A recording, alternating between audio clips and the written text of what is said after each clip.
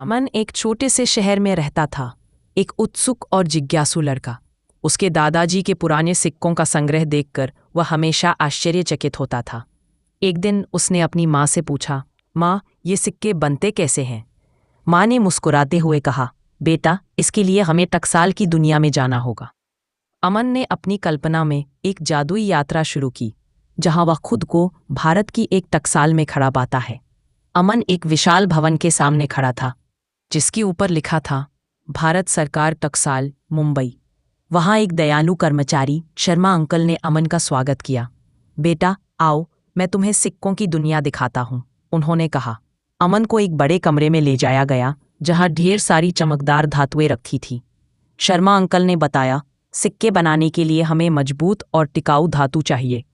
पहले सिक्के सोने और चांदी से बनते थे, लेकिन अब हम कॉपर, निकल, जस्ता और स्टेनलेस स्टील का मिश्रण इस्तेमाल करते हैं।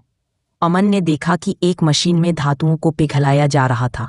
ये धातु कैसे चुनते हैं? अमन ने पूछा। शर्मा अंकल ने जवाब दिया, हर सिक्के का मिश्रण अलग होता है।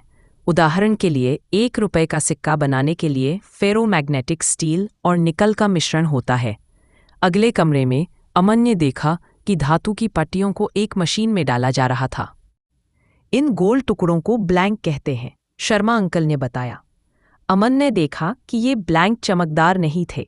शर्मा अंकल ने समझाया, इन ब्लैंक्स को पहले साफ किया जाता है, फिर इन्हें पॉलिश किया जाता है। इसके बाद एक खास मशीन में ब्लैंक्स के किनारों पर रिज बनाए जाते हैं। अब अमन को सबसे रोमांचक कमरे में ले जाया गया, जहां सिक्कों पर डिजाइन बनाए जाते थे। यहाँ एक विशाल मशीन थी, जिसे प्रेस मशीन कहा जाता था। शर्मा अंकल ने बताया, सिक्कों पर जो चित्र, नंबर और प्रतीक तुम देखते हो, वे डाई की मदद से बनाए जाते हैं। अमन ने देखा कि एक डाई पर अशोक स्तंभ और दूसरी डाई पर सिक्के का मूल्य और साल अंकित था।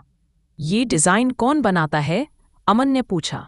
शर्मा अंकल ने जवाब दिया, इन डिजाइनों को रिजर्व बैंक ऑफ इंडिया और सरकार के विशेषज्ञ तय करते हैं।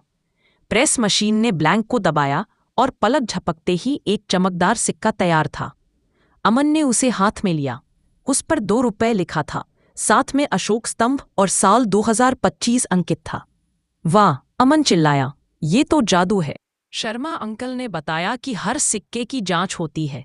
हम मशीनों और विशेषज्ञों की मदद से यह सुनिश्चित करते हैं कि सिक्के का वजन, आकार और डिजाइन सही हो।